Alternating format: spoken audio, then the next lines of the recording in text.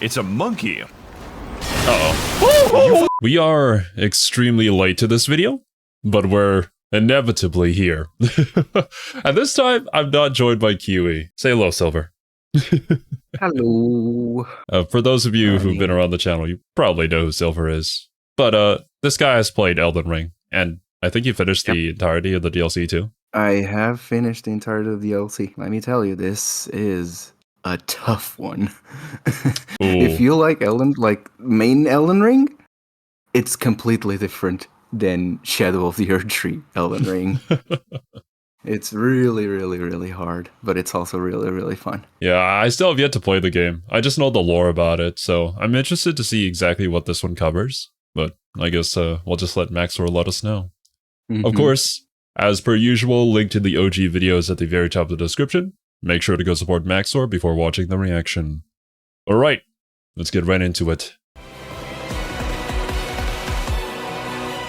Elden Ring, Shadow of the Erdtree, is the newest and greatest installment in a series that I can only describe as the refined man's flagellation, recognized and infamous for having such straightforward story and gameplay that there are literally hundreds of YouTubers whose job it is to explain the things that happen in it. Yeah, yes indeed, and thank goodness, or else we wouldn't know anything about this game. I do enjoy how the storytelling is, because it doesn't detract from the gameplay. Like, you can just play a Dark Souls game, an open world Dark Souls game if you want. Yeah. But you have the option to read the item descriptions and try to piece things together. Plus, like, the architecture and stuff and all the small little details being able to be connected to each other, I just think it's really cool. Elden Ring doesn't really have a story per se. Like, you have to get the ring, you have to get the shards and go into the Erdtree and save Marika, or, well, what you do in the end of the game.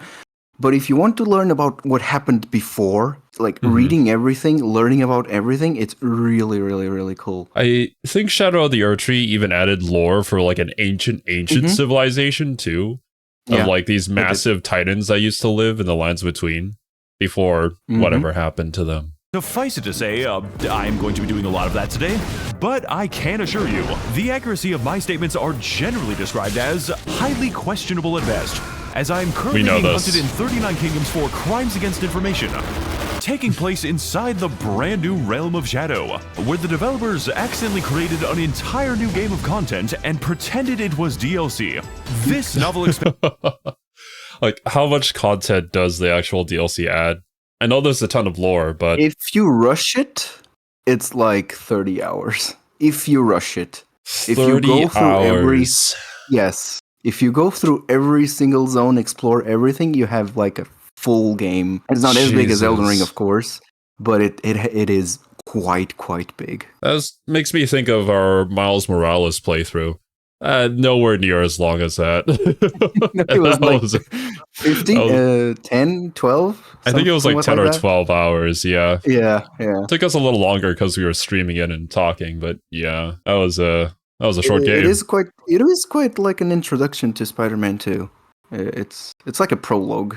Hey, we're still waiting for the PC version. Expansion promises to deliver a whole new world of masochism and internal injury, all the while providing a generous serving of beautiful and breathtaking vistas at approximately the same rate as it scares the blood outside of your body. And whatever that boss is, it makes me think of that Bloodborne boss. At approximately the same rate as it scares... Patrician Knight? Whatever. Pestilence Knight or something. I forget what its name is, but it's the one that smacks you with a placenta or something. Oh, Orphan of Cause. Yeah, Orphan of Cause, yeah. It looks kind of like it. Kind of, but a lot bigger. It actually does. Scares the blood outside of your body. And you would be very surprised just how much one man can bleed. What is this boss fight? Just a bunch of fat men throwing blood at you? It's not even a boss. It's just a bunch of I don't know what these guys are called. I call them blood ogres. They're just very tanky and they bleed a lot. They're tough. I died a lot to them. Great. To explore this contrasting land of putrid possibilities, we play as the Tarnished, one of many horrifying insults to God, who primarily fight their enemies by drinking a soda that sends your bones into attack mode, finally sent to the Land of Shadow upon hearing the news that Mohg, Lord of Blood, has beaten the allegations. And everyone clapped for Mohg. He did it. He did it, finally. He did it. Man, He did it. everybody was just shit-talking Mohg until they found out who the true enemy was. But even before the DLC release, there were so many lore bits about Miquella that just seemed a little sinister. And I know that there were a ton of people out there who were like, well, you're probably just overthinking it. Like, you're misinterpreting Miquella's intentions. He's kind, right? He just wants the best for everybody. You know how much of a fan the creator is of Berserk. Yeah. Yeah. I mean, if it has long hair and it's pretty, it's usually evil. Yeah. It's the rules. The long-haired person that looks beautiful is probably standing on a mountain of corpses for their so-called peace. Oh, look at this. This guy seems familiar. I wonder who that is. Yes, being controlled, being a mega super boss that apparently a ton of people couldn't defeat. They couldn't finish the DLC because of this one guy. Or had to respec until 99 power and use spiked fists plus 25. I'm sure there's probably ways to cheese the fight, but yeah. For the people who try to fight it honest. There is parts. There is a way that you don't trigger the boss fight. You go into the corner and you throw pots at him. Oh my god. Rot pots, and he just dies slowly. So it's like that boss in Bloodborne that just runs away from you, Mikolash or something. What's his name? Oh, don't talk about Nikolash, please. Oh god! And then he uses one attack to insta kill you. Like he runs away the whole nightmare, and then he looks back at you, attacks you, kills you, and laughs at you. And then you have to do it the whole thing, and you can only like hit him 3 times per like jump, because there's a part where he jumps, he staggers, and you can hit him in there. What a other guy. than that, it's so annoying. Oh, Nikolash. wishes to sue this blonde twink for defamation of character. All throughout the lands between, our enemies crave the sweet, merciful embrace of death, and for the delicious taste of finely crafted steel. This is the story of one such tarnished who chose to heed their harrowing call, to challenge the authority of the very gods themselves, and to pursue the all-powerful Elden Ring.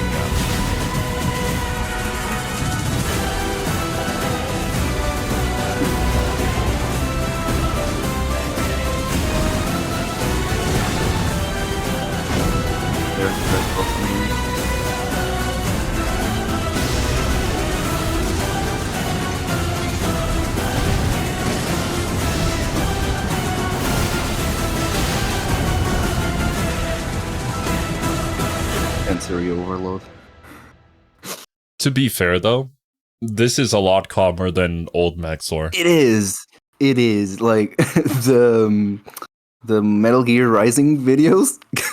Those are those hurt your eyes. Those are literally the DNA of my soul. I do like the newer editing style, though. I felt like I needed to go and lie down after the older videos because I just had a headache after finishing them. They were super fun, but it was just overload. This one, at least I can handle. Overkill is not overkill. And what's the name again? Ultra Kill? The kill. Ultra Kill. Yeah, that one as well. I mean, Ultra Kill itself is already crazy, but would you add Max0r on top of that? Oh, jeez. I couldn't even tell what was going on when... I think Bird was streaming in the Discord at one point. He was. I could not see anything. There was just a bunch of particles everywhere. I remember him putting the coin up, kicking it, and then the whole screen went red. And I'm like, okay. So it's not only Max0r's edits. The game is also like this. Yeah. Miquella the Kind spoke of many things. That the birth of a god is that? Yeah, I was gonna sacrifice. And for each light that dawns, a shadow is cast in kind. Thus did he depart to the place cloaked eternal in twilight, in search of his birthright, his godhood. And now from you, I request something similar. To find the path sanctified by Miquella's stride. To venture with us to the lands of shadow. What the fuck are you talking about? A land whose wonders shall never be put to song, doomed to be forgotten evermore. Where the remnants of an ancient war suffer even still, the indignities of defeat, and the abandonment of victory. The land under the wings of the dread Lord Vale, in the gaze of the beast. I learned about the lore behind Bale. Honestly, he was kind of right in some ways, but I don't know if he went about it the right way. I don't know much about the lore. I only know that he fought Placido Sax. Yeah. The extent of my knowledge about Bale. That's the reason why Placido Sax is so scarred up, and I think he even has a few heads on Bale's back. Yeah, some of the Placido Sax corpses is on Bale. Bale also doesn't have a leg, probably in the fight. They both have scars from fighting each other. What's really peak though is the voice acting for one of the spirits that you find. Yeah. Like when you actually win, he just celebrates. It's such a genuine celebration. Yeah, it's so good. The voice acting for all the Souls games though are just peak. Yeah, but Igon, like, I memorized kind of Igon's lines. It's so good. Curse you, Bale. It's so good. Once divine, and cloaked eternally in the ashes of Max0r's flame. All to follow in the foot. I also feel like Max0r kind of got the short end of the stick there. Basically abandoned here to purge this entire place because, you know, mommy said so. Because, yeah, mother said so. She's not a good mother. She's not a good mother. I mean, but she's kind of hot. I mean, though, she made two children. True, but she made two children that are cursed. Actually, no, more than two. It's Morgoth, Mohg, Mikola. Okay, so 4. Mikola and Melania. Both of them got cursed, so they all have a different curse. And then she imprisoned both Morgoth and Mohg under just threw Lindell them in the sewers, she didn't basically. Like them. Yeah, she didn't like them because they were Omen and not Omen. Were they Omen? No, it's not. They Omen. were. No, it is. Yeah, they're Omen. Yeah. Yeah, they were Omen. But she's hot, so you know she can get away with it. Yeah, pretty much. We're not even going into the fact that she married herself, pretty much. And she tricked the neighboring country's queen into marrying her. Oh god. Yeah, poor Renala. Yeah. She didn't know she was Renala got scammed. Got catfished, literally. Hey, but at least we got Rani. At least we got Rani. Footsteps of kindly Mikola, across all corners it may lead, to complete his journey, to witness his ascension. Oh, kindly Mikola. Go now, touch the withered arm, and journey to the land forgotten. I will not be far behind. May we meet again. Bye later.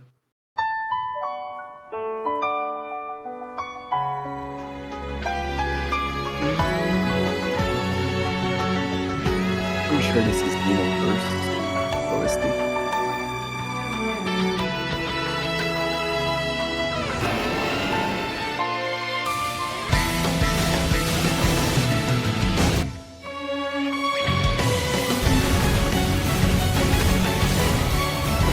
Max0r makes great music choices.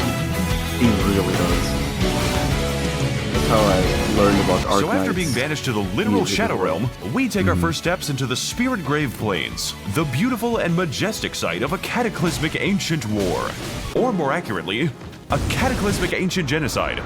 You see, I can use my inductive reasoning skills to deduce that, people died here, and we are going to be adding to that total now. So this is the, first enemy in the DLC. I didn't kill a single fire giant. Not fire giant, like lava golem. I didn't kill a single one. Damn, were they that tough? Yeah. You have to attack their legs. They fall down. You have a little window to hit his head, and then he comes and then he goes back up, and you need to repeat and repeat and repeat. He only gives you things for your physic. It's not really that important, but they do help. Gotcha. But it is quite a. They're not even like a boss. They're just an enemy. but they're just so tough. But yeah, I recall seeing these things in the initial trailer for the DLC and being like, I recognize that. I'm pretty sure this was something from the Witch Island section of Berserk. I'm fairly certain it would look exactly like this. Something that the witches control to attack the party. Miyazaki does love Mir, especially after the passing. I bet he just put a bunch of references. Oh yeah, there's a ton. Even in base Elden Ring, there's literally a group called the Band of the Hawk. And there's literally just the gut sword. Yeah, why not? I used it. Of course you did. I probably will too. Just be sure to put everything on strength so you can carry it. Yeah. For beginners, I really like the part where he just never stops pursuing you. Greetings, Tarnished One. Your presence here is fortuitous, Hornsent. for I bear a burdensome quest of grave import, should you be willing to... Wait a second. Okay, so I have greatly misinterpreted his aggro range. This guy is really interested in hearing the lore. Okay, motherfucker, I'm gonna take you out. It's not looking good.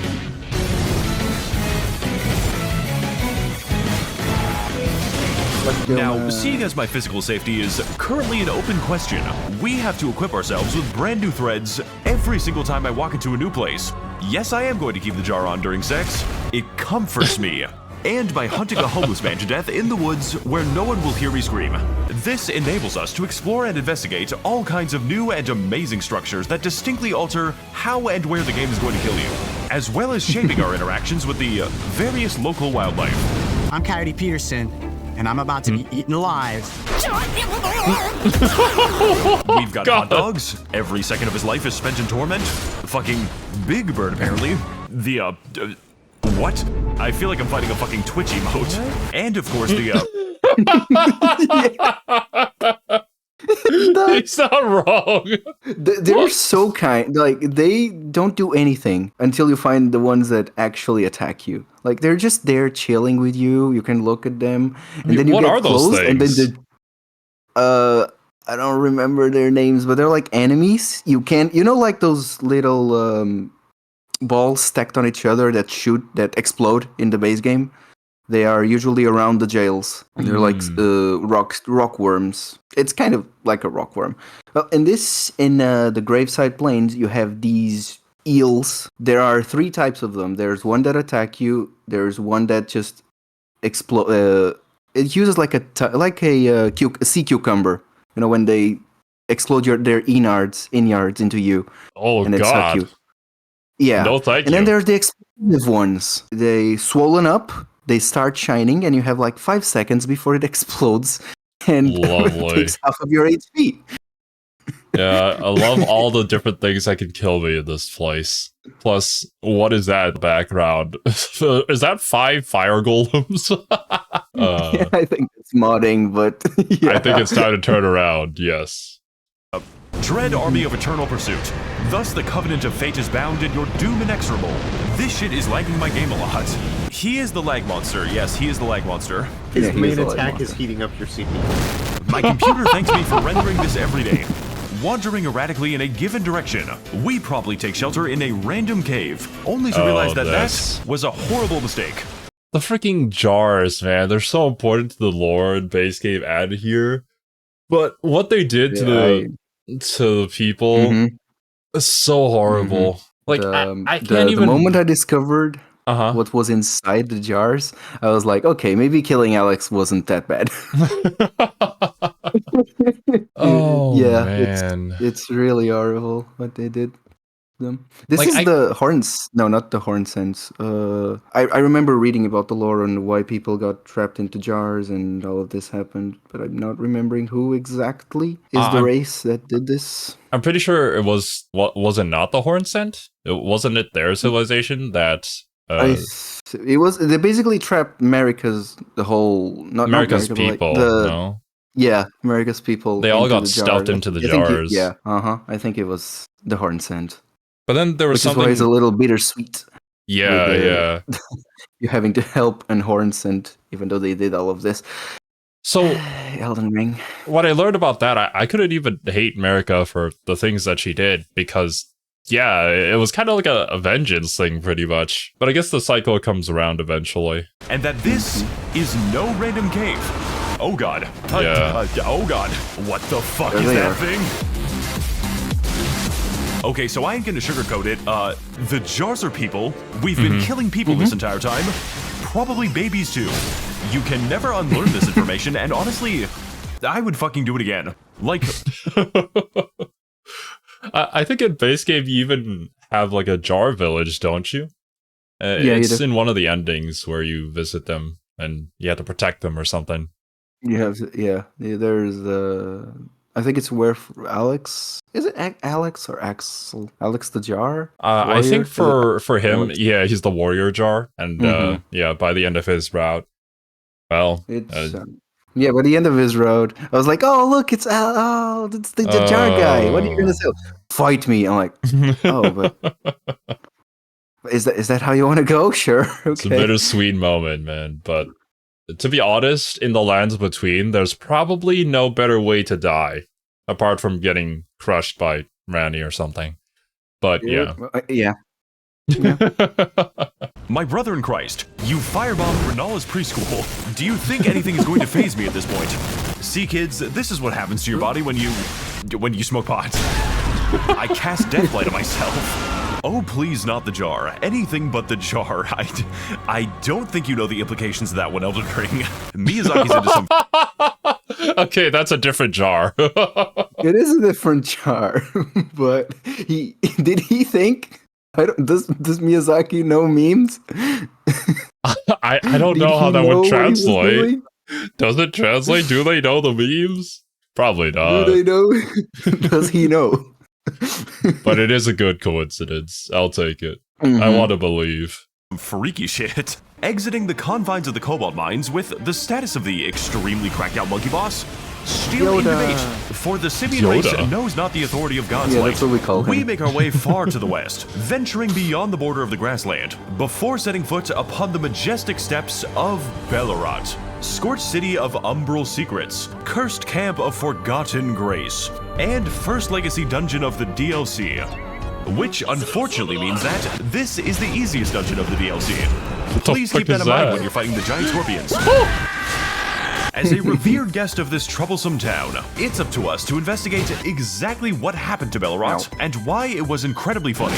Following in the footsteps of Mikola as he gets lost for the next 40 minutes and accidentally ends up inside the sewer system.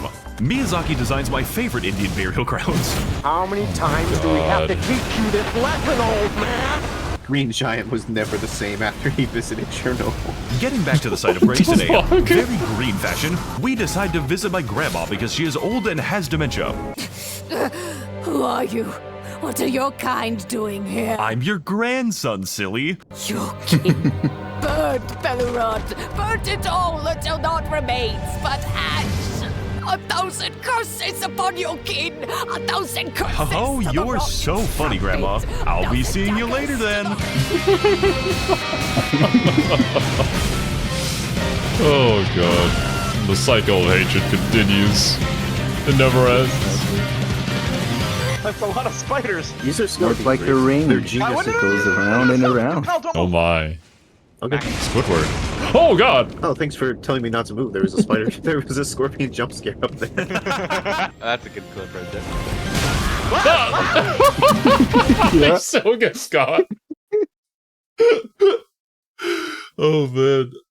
I think the giant scorpions, they're kind of a representation of the rot god, right? I'm pretty sure there's a boss that is literally covered in scarlet rot in one of the churches or something. The scorpion centipede lady. Yeah. Forgot her name right now, but same here. Yeah, I know who you're referring to.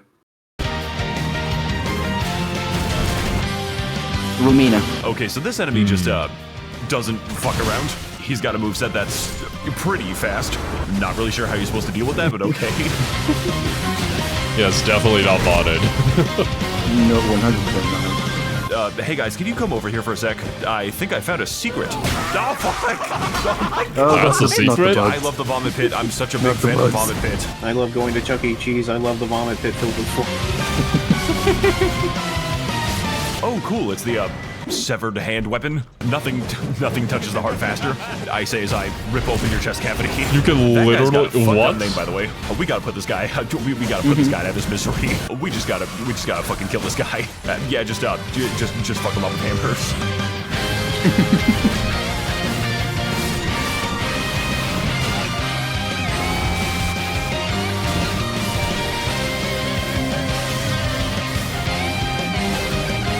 Ah, bugs. Far too many.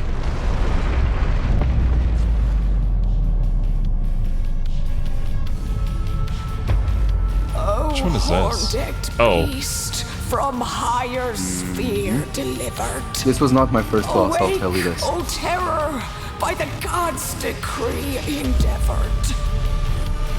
Purge the filth with thy wrath and fury rend. Oh, is this the Chinese lion one? Mm-hmm. Dance and cavort, cleanse all thou may. Their bones Or Chinese dragon, I think, yeah. are thine to flay. Like a lion, Thou dragon. hast It has the trespassed for the people fun inside it. time. Yeah. Fighting it like the Chinese dragons, yes. Oh, what dancing.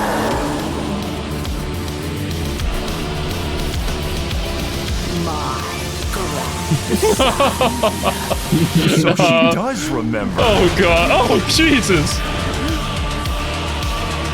Yeah, dancing lion, there you go. Welcome everyone to the first major boss of the DLC, Divine Beast Dancing Lion. Definitely not who my is first. not an actual lion, but are in fact two very coordinated people inside of a big suit, presumably so they can sneak into a movie theater. Somebody is like grabbing him with the Gmod physics gun and attached a couple thrusters to him. Dancing Lion is the perfect introduction to this game's DLC bosses, both functioning as a difficult He's not in challenge this for the video, Sedge. The one boss that I could probably speak a Midra? little bit about the lore. God, Midra is such a good fight. I hate fighting it, but in terms of lore and motifs in the fight, it's incredible. Mhm. I also read a little bit about Midra's lore. The horn scent, the blade. Were they like The doing maiden. research into the frenzied flame? I Mhm. feel like that was a thing, but then Yeah. shit went down and they were going to get purged, and this is kind of the result of that. Clapped the sword that I forgot the name of on Midra to basically as a curse. Lock Not him really down, a curse, pretty like much. a torture device. I think thematically speaking, going for the frenzied flame ending and fighting Midra is kind of like two champions trying to vie for who's going to be the ultimate Mhm. one to burn the world down to the ground. I think it's very fitting. Yeah. I went for Rani's ending, but Of course you did. yeah. Who could have guessed? warning sign, because I this like shit to see is the world not going to get freezing. easy for you. I am having difficulties killing Mr. Beast.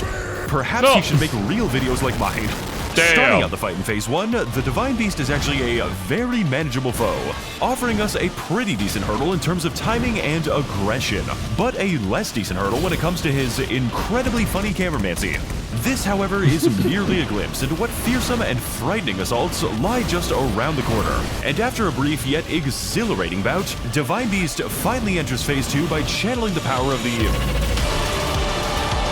Pikachu. entire atmosphere, gaining access to 3 related yet distinct elemental phases, each one an absolute wrecking ball to both my health bar and this video's bitrate. With the lightning phase adding a great deal of range and aftershocks, the frost phase adding big stumps and punishing damage, and the storm phase adding in 50 tornado sirens. Jesus Christ, I'm fighting the fucking Avatar! Going from an ostensibly straightforward battle to a ruthlessly engaging and unpredictable gauntlet, switching between all manner of elements to keep you on your toes while giving you precious few moments to breathe or reciprocate. This boss is really freaking cool. The OST, like I like Max0r's choice in here, but the OST for the game, like the original OST, is one of the best in the DLC. It's really, really, really good. It really feels like you're fighting a divine beast. It's a dancing lion.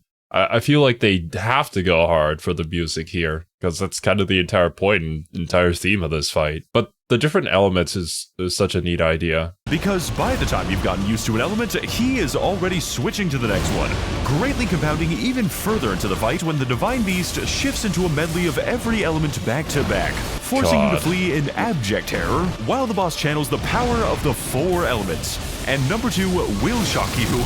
So despite and because of this chaos, Divine Beast's Dancing Lion is an absolutely peak fight, balancing out explosive violence with a myriad of openings, each one gated by the guesses and gambles that you are willing to take. And I just so happen to be very bad at the casino.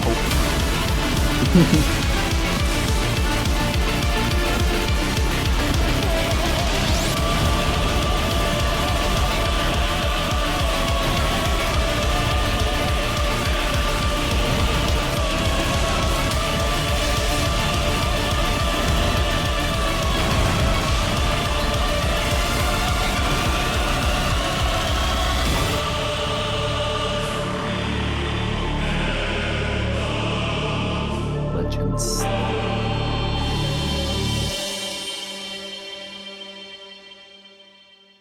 Divine Beast Varuta has been slain. Why Varuta?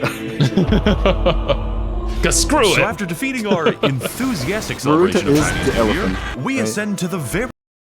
Yeah, true. I think so. I don't know. It's been a long time since I've seen anybody play Breath of the Wild. It's been a long time since I've played Breath of the Wild. very peak of Bellerot's twisted tower, bathed in the stunning presence of the Shadow Tree, climbing with bated breath its sweeping stairs before finally reaching...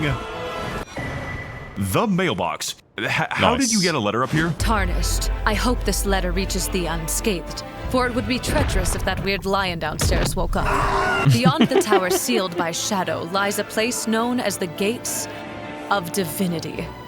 Surely, this is the ultimate goal of kindly Miquella, and thus, if we are united in common cause, it is there that we must head. I don't know you. Follow the crosses of Miquella East to the grim castle of Enzis, and beyond there to the Shadow Keep. Surely, it is there that our answers lie. I await an audience with thee, should fate follow thy arrival. Love you, Pookie Bear. Max0r legitimately paid Cottontail to say that. Yeah. And I can't even be mad. Yeah, you go, Max0r. The script was really made for Cotton. Oh, man. So after entering the Mushroom Kingdom and receiving a letter from Bowser, we decide to take a break from our DLC duties by pushing the character creator to its absolute limits beyond the boundaries of God and man. He's just so beautiful, like a sunrise over the crashing waves. Because, as it turns out, my sponsor GamerSupps, wandering merchant of the energy drinks, literally allows me to slander them by creating funny builds and characters based on each of their terrifying flavors. And ever since then, have been begging me to stop. So if you want to know more about how to get energy delivered at a low price, this might not be the right video. Yeah. Okay, so the first thing on our list is going to be, lean, which definitely does not depict President Joe Biden on it, because if they did, they would receive an actual cease and desist letter from the Department of Homeland Security. It would be really bad if that hypothetically happened. Raw meat. Going to be a bit of a big boy today. Has a lot of meat inside of him. I'm taking that to the extreme, by the way. This man has no room for bones. AFK sleep support. Going to be using an arcane sleep build. He doesn't actually do any damage because of his lack of negative side effects. Not really sure what you're supposed to do with this one, honestly.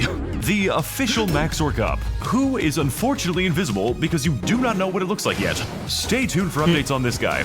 And last but not least, we have Code Max0r with 0 for 10% off GamerSupps purchases, who has a lot of stamina because he is just so healthy. You can find him inside the description of the video. Just please do not tell GamerSupps that I'm making this. It's going to be our little secret from now on. Honestly, though, the fact that the sponsors are letting Max0r have this much creative freedom is awesome. Most usually don't. Moving on across the Great Bridge to the Grand Castle of Ensis, we immediately get distracted with random caves because this game has content again. Can I just blow up the fucking... You know the item is going to be good when it's placed next to 20 explosives. So we make our way over to the scariest location in the entire game, featuring a wide variety of hilarious jump scares and funny skeleton boss fights. What the fuck kind of crack they got in the Paris catacombs? You know the item is going to be good when it's placed next to the giant bloodstain. Okay, look, I get this game is supposed to be hard, but I can't iframe the ceiling. So after spending 35 hours in the ball-crushing facility, we decide to head south to one of Elden Ring's characteristic, extremely high thermostat dungeons, where the boiling magma can best be described as a minor inconvenience. Me enjoying the coolest summer for the rest of my life.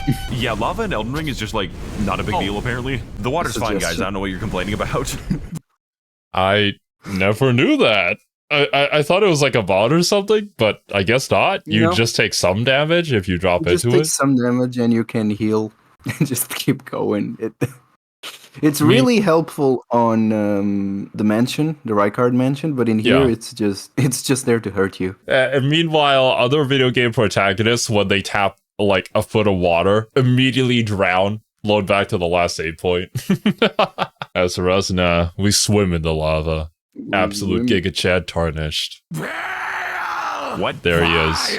Bail! Is this homeless man okay? My contempt for you is nigh but poetic, like that of the great American novel, Moby Dick! Do you need a hospital? I mean, that's basically his entire story. It's literally just a reflection of that.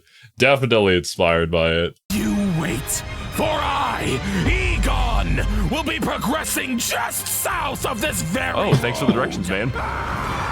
Following in the footsteps of the nearest homeless man, we blindly and uncritically follow his directions straight into 4 hours of hidden content. This is going to be a theme in the future. Oh god, his directions not that. That tell us to jump directly into a bottomless pit. That is false advertising. Bro, it's just like the bottomless pit in... Oh god, what was that game called? Stanley's Parable, the deluxe edition. Yes. Definitely false advertising. Don't believe him. Keep on falling into the pit if you haven't played it yet. Egon gave me some crazy fucking edibles.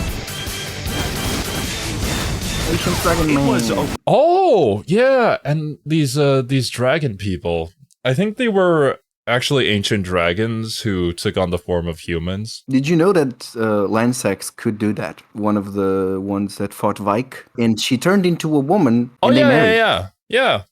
But then the whole frenzied flame thing happened, right? Yeah, but then the whole frenzied flame. Yeah, that was unfortunate. I mean, bro got like the dream waifu. Unfortunately, it didn't work out. Oh wait, in the DLC, can't you also get one? The dragon priestess. She's there, right? Did you get her in your playthrough? No. I mean, she's there. Sage, bro. I didn't really talk to her much. I didn't, she asked you like something like, would you like to indulge in something? And I said no.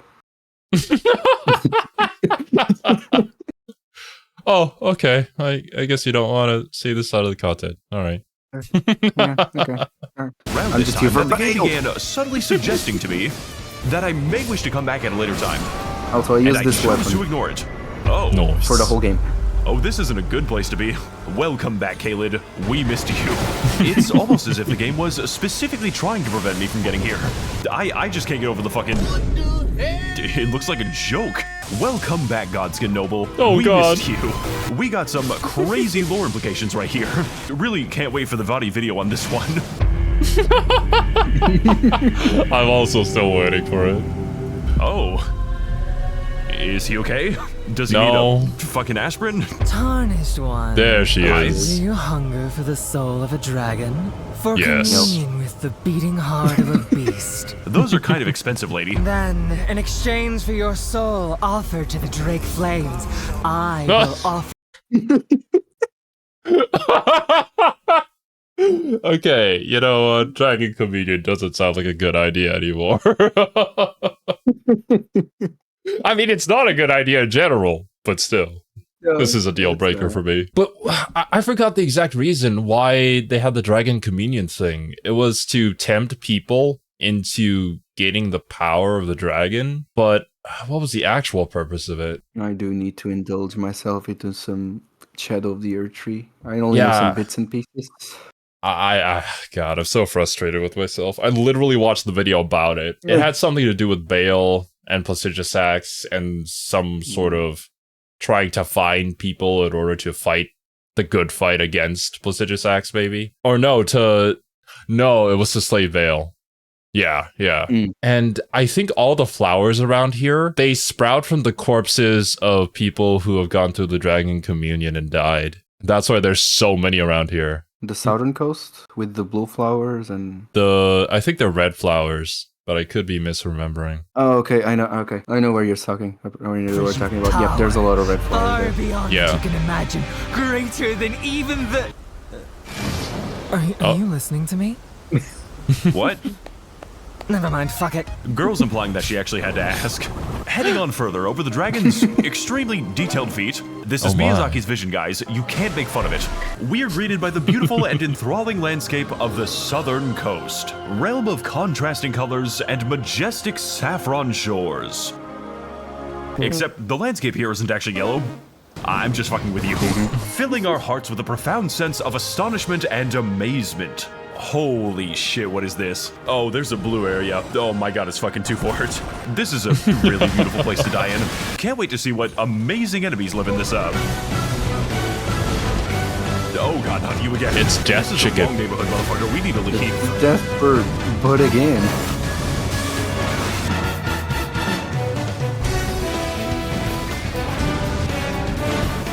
Welcome to the Southern Coast, a land comprised of many distinct areas, each with their own unique and stunning color schemes, including but not limited to the Crimson Countryside, the Azure Abode, the Funny Finger Family, and of course the secret green area that no one will tell you about. This one is a Max0r video exclusive. Moving on through the red part of the map while ignoring the various color combinations, we decide to take shelter in the local torture dungeon where we can find the undisputed best item in the entire game.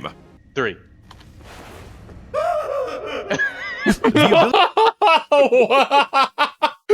What is the purpose of that item? There's no purpose for those items.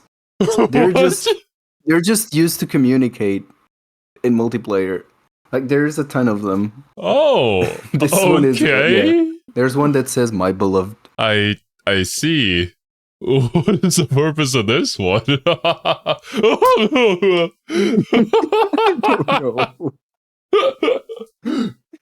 Hey, it's for content.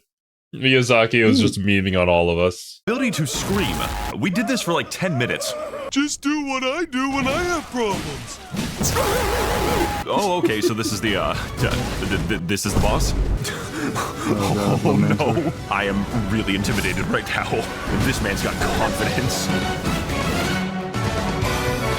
Lamenter is a gimmick fight. Now, out of every horrifying area that you gotta have to your gimmick fights in every Souls game. You attack the main one, then he transforms into clones, and you have to find the actual one. But if you don't, the other clones will turn into skulls around you, and they will just deal damage that you cannot escape. It's basically a timed battle. Is there any way to tell which one is the real one? The linecloth on his waist is a little pinker than the other ones.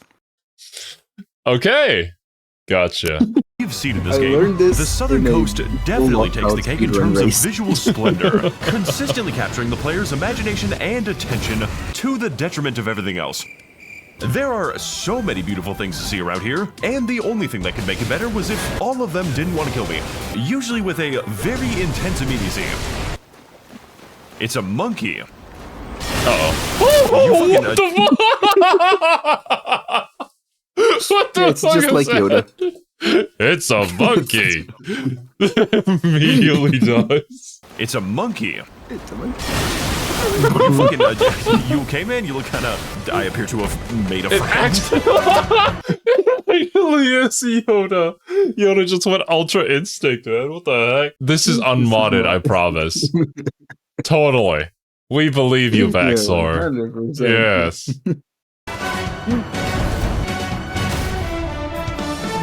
So after engaging in a great deal of monkey business, we ride to the east of the Cerulean coast, past the glowing cross where Miquella abandoned his foreskin or something. I don't know, I'm not a lore expert. And pacing along the beach with a suspicious amount of fingers before finally reaching our mysterious destination. Fingers! And immediately wanting to go back. I am okay with allowing it to remain mysterious. Holy Jesus Christ! What is all this? It's the Finger family. We found the Finger family, dude. What?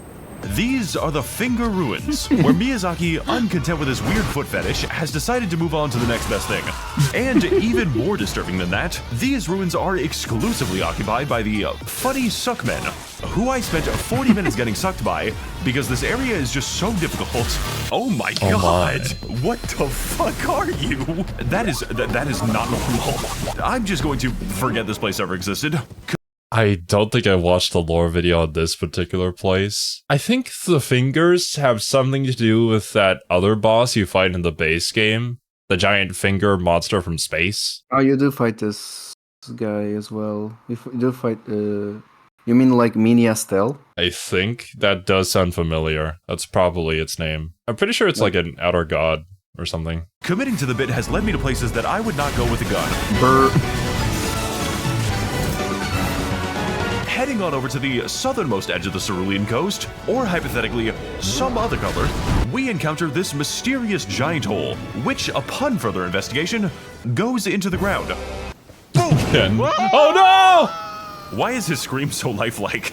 And after a considerable fault in navigation, we descend further into the arcane abyss before finally revealing the secrets within. Fissure Depths, domain of remarkable revelations and sleepy subterfuge, full of enemies that want nothing more than to give us a nice nap for the rest of our lives, as well as— Oh, is this where we meet Miquella's alter ego? Trina. Saint Trina. Saint Trina, yeah. She abandoned out here? Sad, bro. She down there? Yeah. The voice acting for her is insane. I knew nothing about her. I didn't care about her.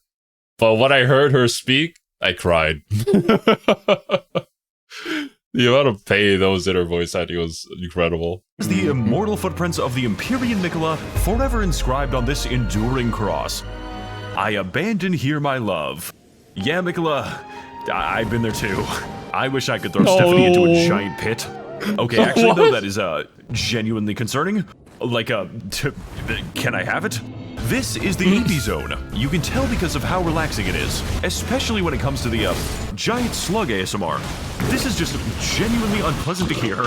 But you know what isn't relaxing? Literally everything else. I am here significantly before I'm supposed to be. Heading further into the mangled mausoleum, we uncover a new weapon with a new status effect called Eternal Sleep, which in my personal experience can be applied to most weapons. So after experimenting with a lot of opiates at the hands of the local drug dealers, we encounter a sedated sorority of animals, engaged together in a sleepover so good that they will never wake up again. And I'm gonna say what nobody else is willing to say.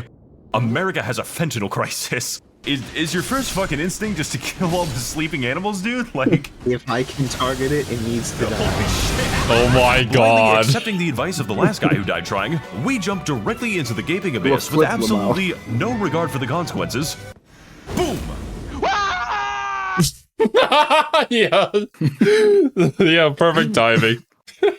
It's like boom. It's like in those low budget action movies where they do a punch, but the guy goes flying before the punch comes. Yeah. So, and it's like way too noticeable. Oh man. If this was Monster Hunter, it would be eventually leading us to the foundation of the Fissure Depths, and in turn, the Putrescent Knight. Oh, there he is, Putrescent. What a guy. Back, Tree Sentinel. We missed you. Oh my god. Oh my god. Yeah, that's true. It's just a reskin of the Tree Sentinel. No. I mean, the Tree Sentinel has so many different versions already. We gotta add our own in the DLC. DTS, Putrescent, normal Tree Sentinel, not Renala, Lenora. Yeah, Lenora. It's basically just a Tree Sentinel, but with magic. Pretty hilarious. Not because he holds his attacks until the heat death of the universe, although he does do that, but rather, being a literal skeleton riding his own skin, Putrescent Knight has a habit of moving away from you during his only attack windows. And also, he's fucking horrifying. No matter what I do, I just cannot seem to hit him, in the same way that I just cannot seem to interpret what I'm currently looking at. This is what happens to your horse when he survives the glue factory. Like, bro, I did that. Oh no! Oh my god. That is not okay. Mom said it's my turn to do the attack combos. Overall, Putrescent Knight truly represents the Southern Coast, both in terms of its intrinsic beauty and its congenital terror, especially considering the fact that you aren't supposed to go here yet, and the game spent at least 2 hours trying to tell me that. This is all to say that I have dug my grave far too deep to climb out now, and the irony of this setting is not lost on me. I'm not sure what unlocks that door, because when I came here it was already open, because it has a seal until you beat a certain boss. I'm not sure who it is. Well, somebody in the comments will let us know. But yeah, Max0r is apparently cheating, and he's modded the game. Who could have guessed? Who could have guessed?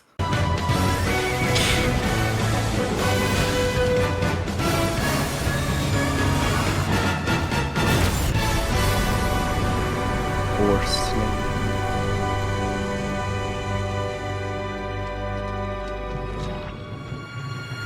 Tarnished, do you grow weary of this life? Longing to shelter from suffering with eternal sleep? You know, honestly, I wasn't before, but then I looked at you. Bye. What you gotta do this to her, man? But I can't get over this character design, though. It is so freaking cool how it's a model in the game, but it also looks like a watercolor painting. They really captured that like dreamy illusion sort of vibe. Tarnished in my juicy nectar, in the velvet embrace of Saint Trina, you will lie at peace forever.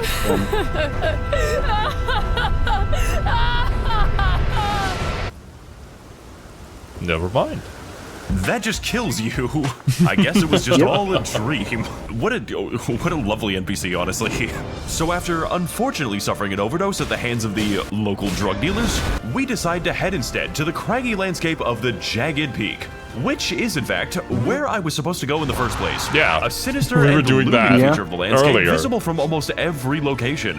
Rumored dwelling of forces most malicious, and home to the funniest wildlife thus seen in the lands between. With our first example being the Jagged Peak Drake, which, despite being a fairly rudimentary fight that we have done 15 times already, implies the existence of a Jagged Peak Josh. I'm just gonna not play this one, honestly. Riding further east along this mountain's broken bluffs and sharp stones, we navigate this dismal and desolate terrain, wondering what stunning content lies just ahead.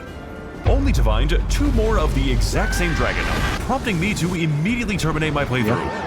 Oh, it's Jagged Peak Drake again. And he's fighting Jagged Peak Josh. At least I don't have to play the game now. It's almost as if the game was specifically trying to prevent me from getting here. Oh, he's here! God damn it, not this guy again. No! In my unyielding state of rage, you've made me forget the name of the whale in that book! It's called Moby Dick. Damn you, Bale! Drake Warrior. Mighty Drake Warrior. I prefer Kendrick personally. Upon the top of this rotten peak lies a dragon most foul. A dragon who has thus confounded me. It is Moby Dick. Bale! Rotten, vile, damnable Bale! Dude, I don't know whose voice this is, but they're doing such a good job. Who is it? Yeah, I'm not sure. We'll see at the end. He's doing a great job. It's capturing the original VA, but also the script is working out because I could see Egon saying this. Yeah, Moby Dick.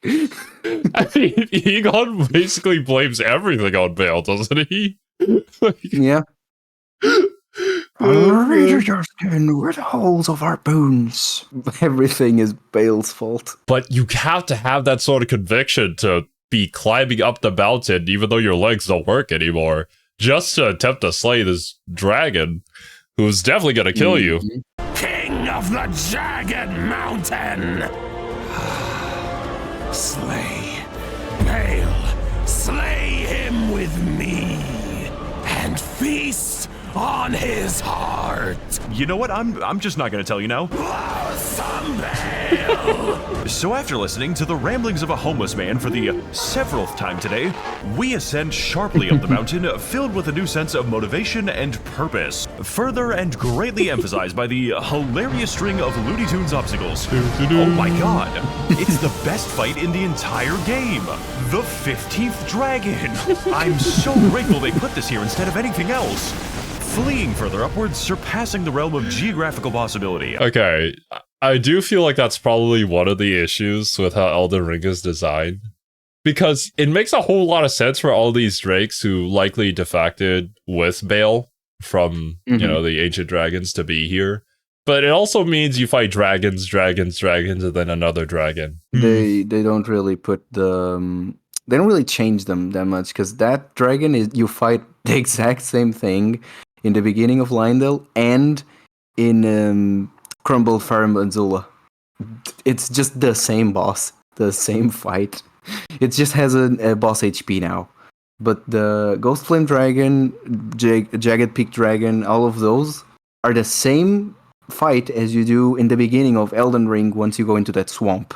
It just becomes repetitive. They don't change them that much. Yeah, I think the only change for this particular fight is a move that they do that only specifically dragons that are with Bale can do, probably due to some sort of mutation. It was that like red electricity thing that gets added. Yes. I think there are even like slimes or whatever that absorb that, and they end up eating the dragon after you slay it.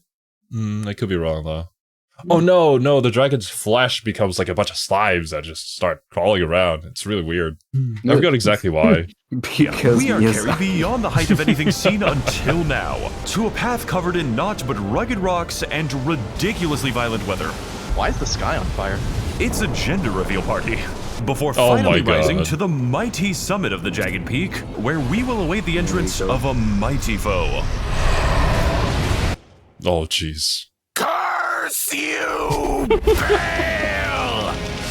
I hereby vow you will rue this day, for we have come to hunt thee, Bale, your fears made flesh. For I will riddle with holes your rotten eye, with a hail of harpoons, with every last drop of my being. Am I even supposed to be here? Here we are finally fighting Bale the Dread, Twisted King of the Jagged Mountain, or more accurately, watching Egon fight Bale for us. And he's doing a really good job so far. Now, if you weren't already disregarding me as an accurate guide, then let this fight be a lesson to you, because you are definitely not supposed to win this yet, and I definitely don't care. Genuinely just raw dog this guy for like 4 hours straight. Miyazaki wants the epileptics in the audience to just die in real life. Bale the Dragon has a dreadful arsenal of attacks, each one requiring their own reactions and responses, with a consistently small margin of error that will keep you guessing for a very long boss fight, and some of the funniest damage that a nuclear weapon is capable of, including but not limited to swipe attacks, grab attacks, extremist attacks, and a significant amount of the color orange, making for a battle. I mean, this guy basically beheaded Placidusax, so he's gotta be up there in terms of power level. I am kind of curious, does Egon have a health bar, and can he die mid-fight here? He can die. Mine didn't, but he can die. I wonder... Just like with in Dark Souls 3, with one of the Knights of Katrina, when you're fighting the giant, he can also die. And that also actually ruins his story, his storyline. If he dies in the fight, you lose the quest. So don't let him die. So how do you keep them alive? You just gotta kill the boss faster than they take damage? You just get a weapon that... you heard about this, right? The gimmick fight of Yorm the Giant? Yeah. Where basically you have Storm Slayer. So you just need to use the Storm Slayer and not let Yorm hurt Katrina. But what about Bale here? I don't think you get a specific weapon for him, do you? No, I mean, here is just like Max0r said, you raw dog him for 4 hours. You just gotta get good, okay. And if he dies, you just reload, I guess, Look, right? You can see in here the one of the dragons, one of Placidus' axe on top of Bale. I think you can see 2 of them, actually. One on the front, one in the back there. Yeah. It doesn't show you the beautifully chaotic as it is violently explosive. Because Lord knows this boss fight has plenty of that. You shall know fear yet! Egon, can you, shut the fuck up soon? This battle truly feels like an epic hunt against the likes of a terrifying beast with a mesmerizing barrage of blows whose haunting splendor can only be matched by their daunting power. Especially when the majority of attacks take out half of my health bar. They got everything right in regards to both presentation and gameplay. But what I didn't anticipate was that they expect the same out of you, putting our patience to the ultimate test while making for a challenge that is so good I forgot that I handicapped myself. You know what, Egon? You can have this one. To put it simply, each moment spent with Bale the Dread is a thrilling dance between life and death, filled to the brim with the desolation of bitter defeat alongside the thrill of glorious victory. And I made sure to enjoy every single second of it as long as it fucking takes. Here comes the Placidus abilities. Oh yeah, he gets the wings later. God.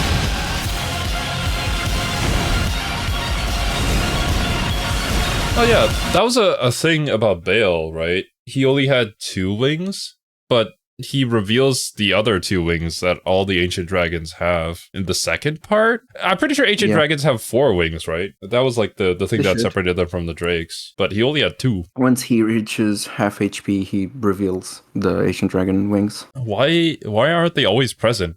It almost feels like they're summoned by magic to become wings. I want to believe it's like him calling Placidus' axe powers, but there probably is a lore reason why. I'm just supposing something. I don't think Placidus' axe would give him any power, considering they're mortal enemies, but yeah. Like forcing the power out of the corpse, maybe. Maybe.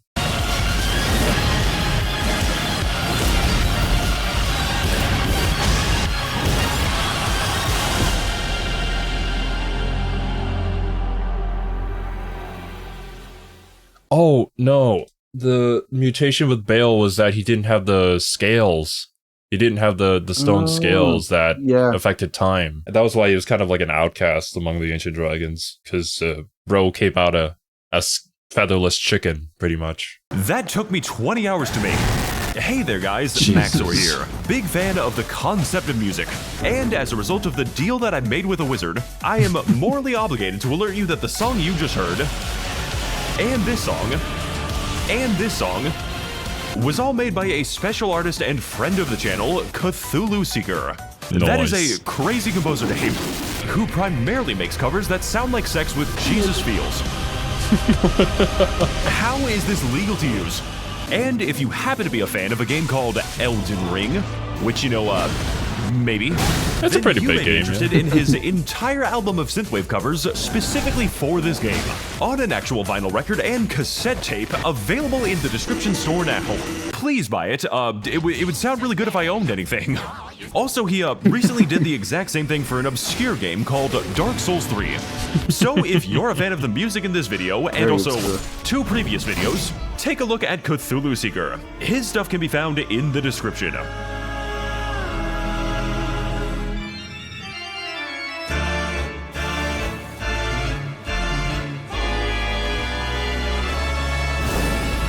So after defeating the vile, loathsome Bale on behalf of the now vaporized Captain Ahab, we move on through the Speargrave Plains once again, continuing across the Great Bridge to the Grand Castle of Ensis.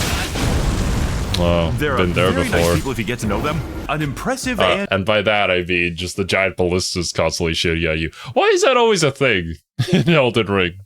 Just randomly walking and then you get pierced by it. They don't usually hit you sometimes, just like the trebuchets and the catapults. They throw rocks at you, but they never hit you unless you're very, very unlucky. Okay. The rocket, like even if the rocket fails you, it will explode, and the explosion will hit you in the back. So that's the only part annoying. That's the only annoying part. Well, we'll have to see whether or not I have streamer luck whenever I get to those sections in the game. And imposing structure standing in the path of the Shadow Keep Beyond. And also, where I was supposed to go in the first place, but for real this time. Very easy to get distracted in this game.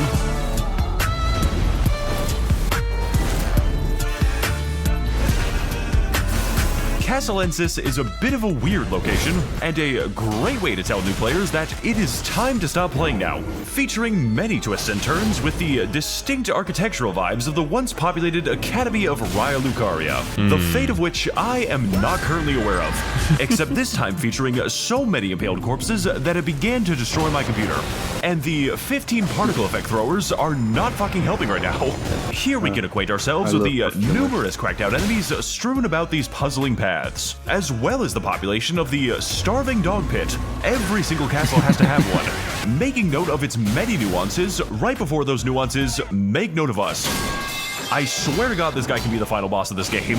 You know, I would normally say that this place is pretty cool, but then I found out that they were Redditors. So unfortunately, I have resigned myself to kill everyone inside this goddamn castle, and then move on to the next logical target.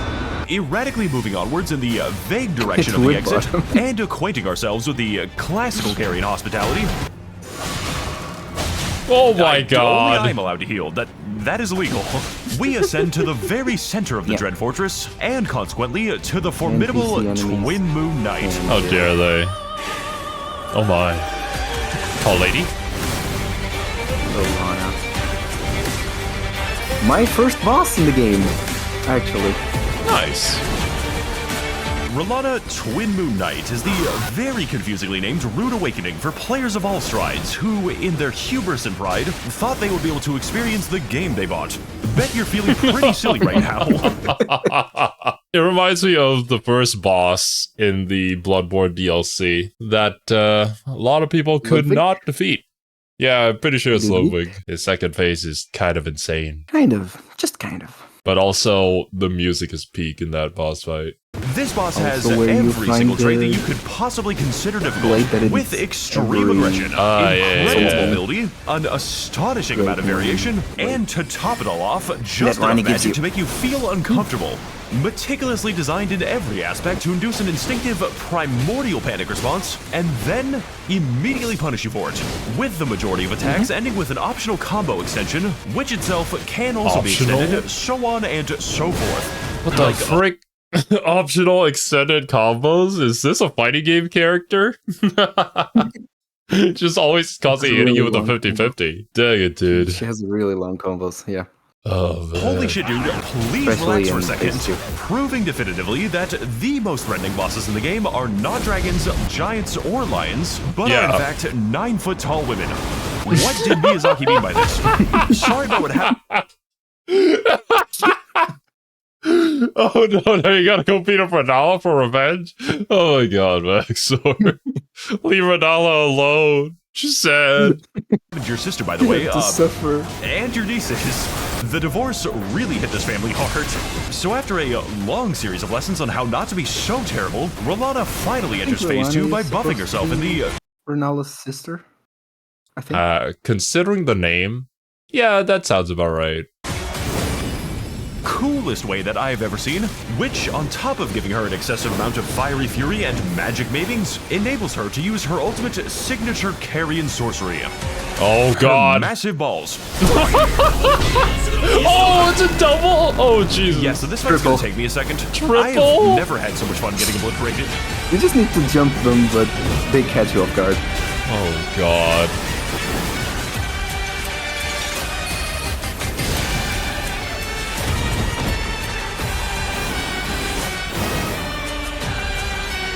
What a cool boss fight, though. Yeah. Magic and fire blade.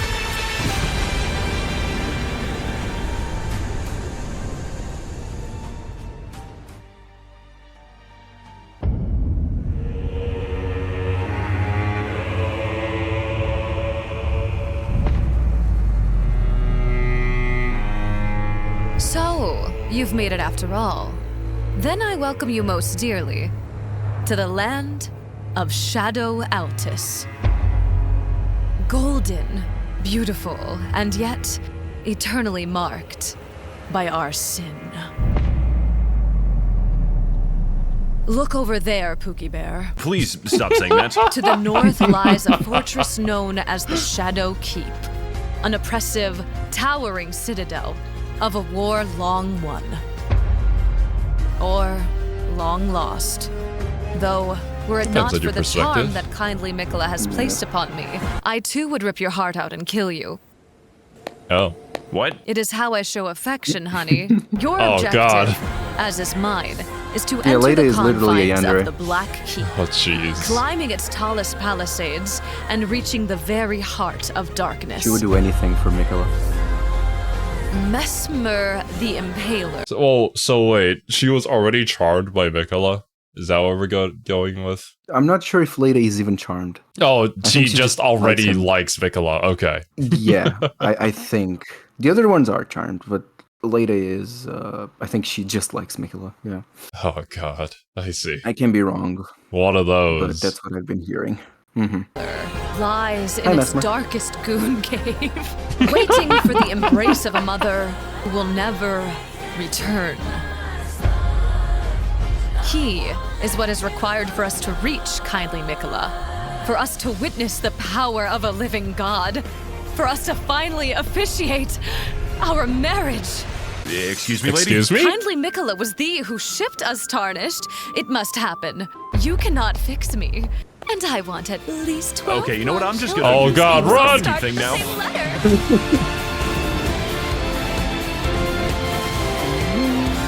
More Xenoblade. Welcome everyone to the scarred and radiant landscape of Skadu. Skadu. It's pronounced Shadow Altus. A beautiful domain. Yeah, I was wondering. Like everybody's saying Shadow, but it's written SCADU. Is Max0r just trolling us? Skadu? It's no. It's Skadu, but it reads Shadow. Oh God, why do they gotta be like this? You know, like in Kingdom Hearts with the X, but it's key. So it's the Keyblade. Yep, it's basically the same thing. Thanks. Made of golden glades and horrifying hollows, punctuated occasionally by the gigantic bear attacks. Because we have done a very bad job of preventing forest fires. A place well kept within the shadows of the Smokey is not happy. Keep, and most importantly, fabled home of the ancient and revered technique of beating the shit out of people with your bare hands. What? And no, I do not mean the actual bare hands. That is different, apparently. Oh, I would genuinely be embarrassed if I was killed by this. Like, imagine dying to a bear. No, Red Bear is... Red Bear Claws is actually a viable PvP weapon. I'm not joking. I know they added a ton of like super creative weapons though to the DLC. A lot of really different types. Some of them are actually different new types. And one of them is actually a reference to Monster Hunter. You literally get the longsword. Oh yeah. I saw that on Twitter at one point. It's just all the same moves from Monster Hunter 2. Mm-hmm. You just don't get the switch skills or the forgot the name of it, but you go up and then you go down to the monster. I forgot the name of the skill. Did you EI slash through Bale's fire? Did you finally do it? No. No? Well, then you're not a true longsword player. I'm not you're still a scrub. Gosh darn it, Silver. Get good. But I did do that in a Rise battle against a Monsters Nuke. I don't want to say the name because spoilers. All right. Well, where's the proof? Just keep on with the video. Dark Circle won't stop that monster. I'm running for my life. Oh yeah, I think that was Squidward from the Sea Bear episode, right? Yeah. Yes. What a strange episode. Heading to the north, we come across this secret cave, leading us to a secret path. Very, very far to the east, to the extent that it is disturbing. Before finally reaching the headwaters of the Scorpion River, which is seemingly called that for no particular reason. This is the most horrifying thing I've seen in my life. and is home to a fan-favorite selection of enemies these guys. here on tour from the charming... Yeah, we're definitely heading towards the church now, the Scarlet Rot Church, whatever it was called. The architecture of this area, though, is really cool because it showed actually a harmony between the rot and flowing water, which usually don't go together. Land of Caelid. Yay! Not Caelid, It's my favorite enemies. Yes, it's the cum shrimps. Just don't go to the Scorpion River, and definitely don't go to the funny Deathblight catacombs that were extremely bugged in co-op. Oh, you gotta be... Oh my fucking god. Oh god, what is going on? He's not okay. Let's do this. Deathblight. What? What the fuck? Squidward, if you get blasted, we are going to die. What makes you say that? You guys are freaking out over nothing. What the hell you gotta be afraid of in here? Oh! Thanks, Max. Always happy to help, buddy. Shadow Altus is home to many a mysterious location, with some of the highlights including such scenes as the big fort with a giant dead body pit. But to get to my favorite location in these luminous landscapes, we must head below the buried ruins of Morth and emerge deep within the confines of the very normal village with a minor obsession with arts and crafts, second only to their obsession with sharpening their tools as much as humanly possible. They'll stuff you in a jar, be careful. There he goes. Oh, there he goes again.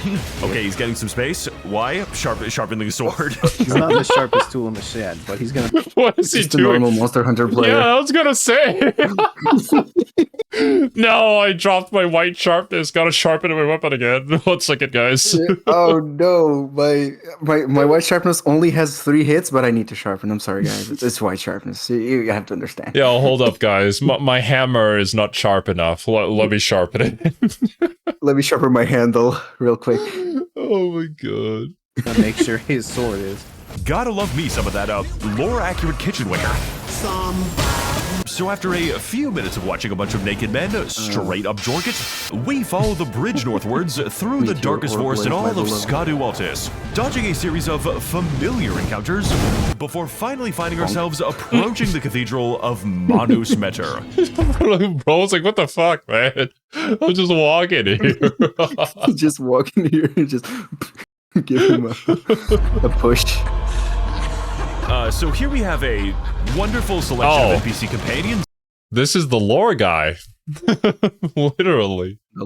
Bro is just here to drop lore. Such as the mentally stable man, who, if you so choose, leads you down an unsettling questline, whose purpose is to reveal the secret truth hidden just beyond the stars, eventually unveiling the dark underlying reality sitting within the very heart of the deformed finger dimension. Yeah, okay. No, I was talking about a DLC boss. My bad, Silver. Okay. Mother fingers. Yep. Yep. Very annoying boss. What the fuck are they putting in Japan's drinking water? We also have this cool guy named, he's Sauron. It's literally just Sauron. Like, how am I actually true. His armor does look exactly like Sauron's. It literally is. Supposed to take this seriously. So after our incredible meeting with the Finger Family final boss, we decide to head to the north of Skadu Altus, riding through the ominous Black Gate and into the very, very long tunnel, before finally emerging within the confines of the Shadow Keep. Dark fortress of eternal occupation, oppressive hold of Max0r the Impaler, and specifically the very bottom of the Shadow Keep. This is just like a genuinely massive game. Like, can I have my life back, please?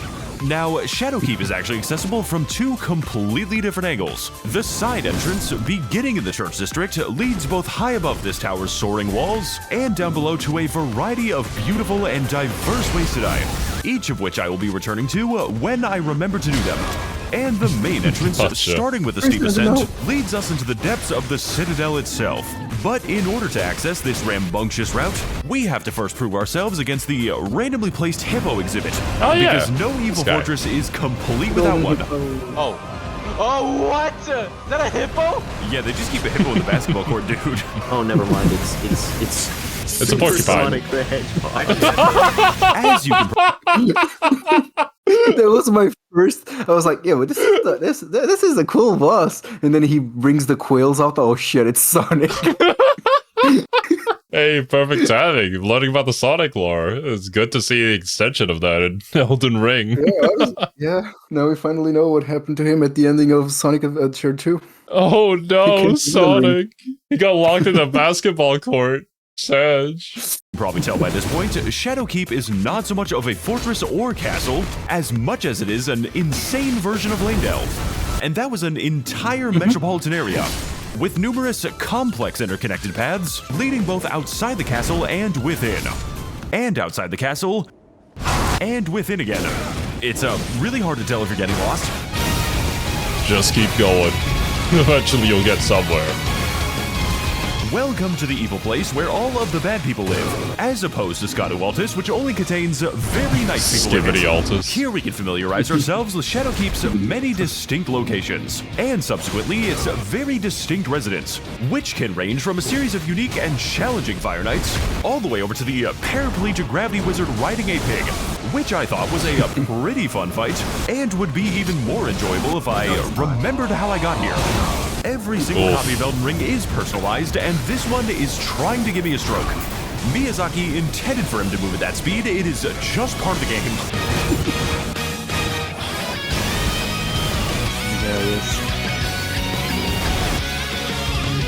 Okay, I'm not seeing that wrong, right? He leaps into the air, and then him and his pig do a spiral down into the ground. And then it hits the ground, and some jagged peaks just appear for like 3 waves, and all of them have an hitbox. Good to know. And I think that's the second phase, because I think in the first phase he's just normal pig with a lance, and then in the second he gets gravity powers. Appropriate speed, we progress further into the Black Bastion by ascending into the Specimen Storehouse, an amazing and aloft archive containing all of the charismatic megafauna that Max0r the Impaler was very nice to, which is why everyone in Bellerot was so welcoming to me. This area is extremely confusing, almost as confusing as my video structure, with some paths guiding us high above this looming library, eventually culminating in the discovery of a secret elevator, one that takes us all the way back down to Skadu Altus again. Great. So that's how I got here, while others lead to some incredibly important lore revelations. Tarnished, you're finally here. I have a secret plot twist to tell you that will surely have great story implications. I just want to have a conversation, man. The late Lord mode. How were this many people following me? I blame you for this.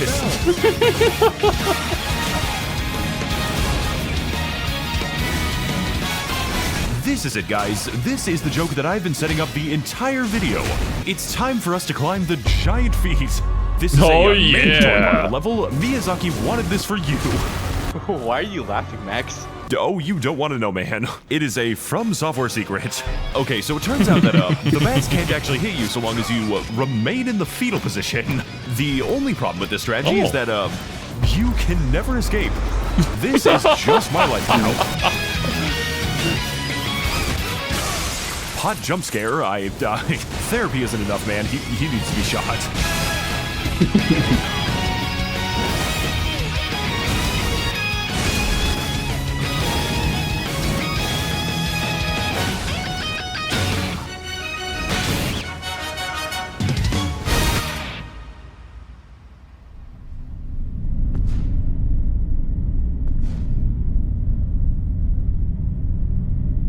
Why, hello there.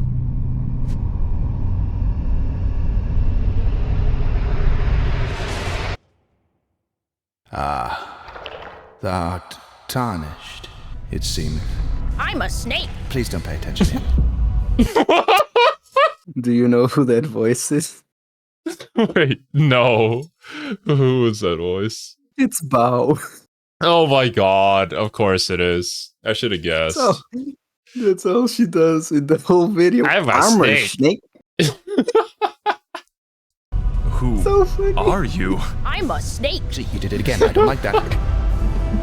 That wasn't even a different take. It was just the same sound file. You're a snake. But if one so bereft of light must know the name of his demise, then let it be so. For in the words of Mother Marika, was my crusade ordained. There were 5 children. I missed Mesmer. Well, everybody misses Mesmer. So, you technically weren't wrong. Yeah. Those stripped of the grace of gold shall all meet death in the embrace of Mesmer's flame. Oh, damn. I wanted another I'm a snake line.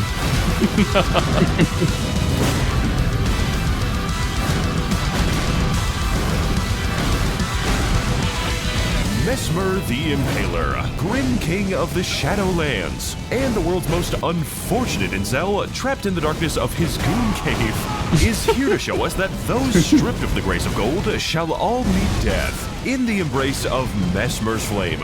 Or so he tells us every single time we die to him. And at this point he seems kind of bored of it. This is the only major boss fight in the game where the first phase is harder than the second, with most of his moves acting as very thorough explanations. Actually, is that true? When he dies? No, the first phase being more difficult than the second. In my opinion, no. Wait, no. Yeah, first phase is definitely harder than the second one. Autism be damned, my man can cook a fucking shish kebab. You see, on a fundamental level, Mesmer is both extremely simple and quite complicated. Simple in that we are fighting a straightforward duel with an intuitive yet rapid moveset. And complicated in that every single attack is its own unique psychological torment, demanding and necessitating a great deal of discipline, where even the slightest hint of panic immediately results in death. This guy just does not know when to stop. It is actually getting funny at this point. Almost always like a good engaging fight. us in extremely long combos where every other attack is laced with gunpowder. But if the player is able to dodge his excessive onslaught, Mesmer offers generous and ample openings, sometimes in the middle of mix-ups, before winding up another flurry and beginning the process all over again.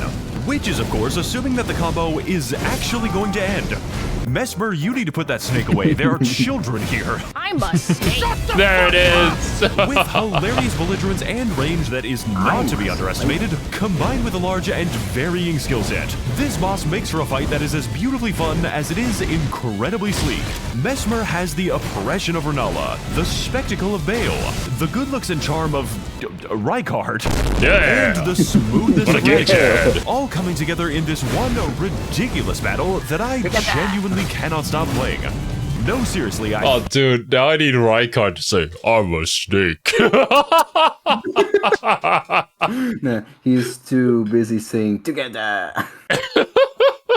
Yeah, true. I would like to beat it now, combining to make for an outstanding game of skill with a great deal to love and one very good reason to hate.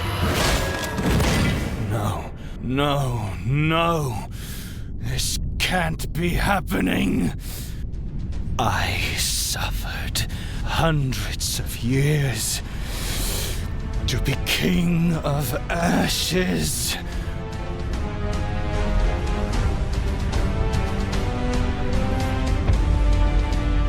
Oh, Mother, if I must be forsaken so, then forgive me.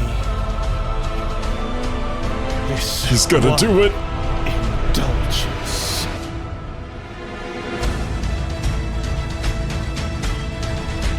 Look at that grape. It does look like a tasty grape. Nah, he's shattered it.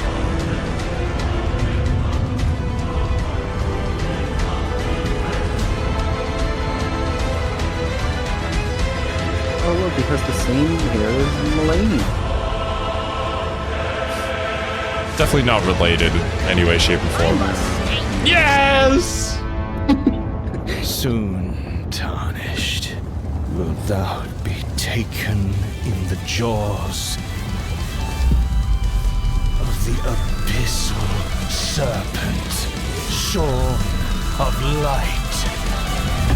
Over and over again.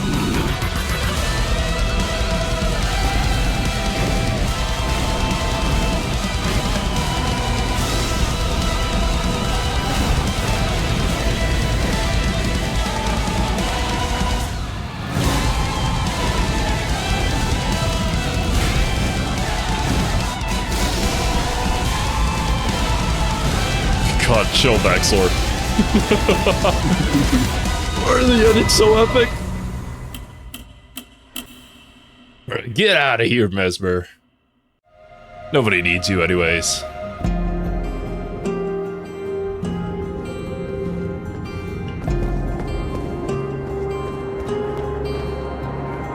Demigod. Forgotten. Of course he had to have that shot. Feet. Yeah.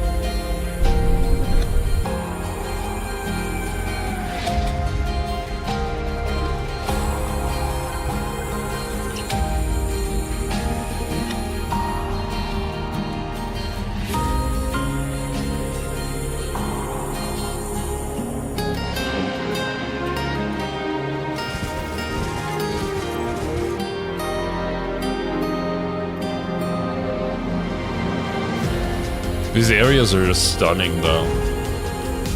And this is the only place where there's no shadow. I mean, it's it makes sense. And the music even goes like majestic in here. This is the Nomad Village, I think? The Shaman Village. It's Shaman. Kind of where it all began, pretty much. Mm-hmm. The story of Elden Ring wouldn't happen if this place didn't exist, and the things happening here didn't happen. I think there's like a...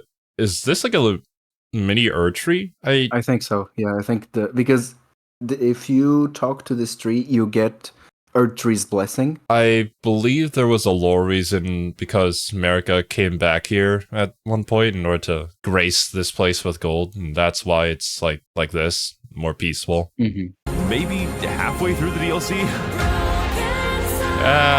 Doubtful. Right, let's see who the VAs are. Yeah, Cottontail, Wes. Bow the Whale? Snake. Snake. But yeah, man. Wes, you did an amazing job as Egon. That was incredibly entertaining. Every single thing I see about Elden Ring just makes me want to play it. It has to win a poll at some point, right, guys? Right? That's going to be it from us today, guys. Thank you guys so much for watching. They'll be all enjoyed, and we'll catch you in the next one. Later, dudes. Bye-bye.